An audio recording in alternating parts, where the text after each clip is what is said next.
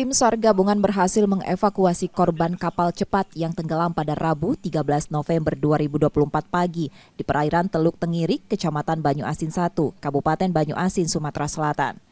Insiden ini bermula ketika kapal cepat berusaha menghindari dua jukung yang tengah bergandengan di tikungan. Namun diduga bagian belakang kapal menyenggol salah satu jukung, menyebabkan kapal kehilangan kendali dan akhirnya tenggelam. Dari total 25 orang yang ada di kapal terdiri dari 23 penumpang dan 2 kru. Satu penumpang warga negara asing asal Tiongkok Wuhan ditemukan meninggal dunia usai beberapa jam pencarian. Jenazah korban ditemukan mengapung dan dibawa ke Rumah Sakit Bayangkara Palembang untuk pemeriksaan.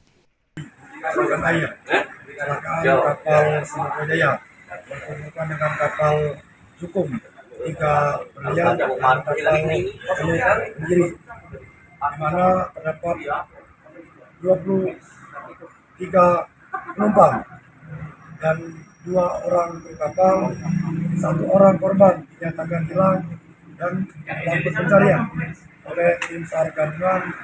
Dari pemeriksaan forensik, korban diduga mengalami luka benturan dan pingsan saat tenggelam. Ya, jadi pada pemeriksaan luar kita hanya jumpai yaitu luka robek di kepala, tapi sedikit saja. Kemudian ada benturan luka memar di kepala sama itulah. Ya, terindikasi langkah itu kan? Iya. Sementara itu 22 penumpang lainnya termasuk Kapolsek Air Sugihan, Kanit Reskrim Polsek Air Sugihan, dan 1 anggota TNI yang juga dalam kapal cepat dinyatakan selamat.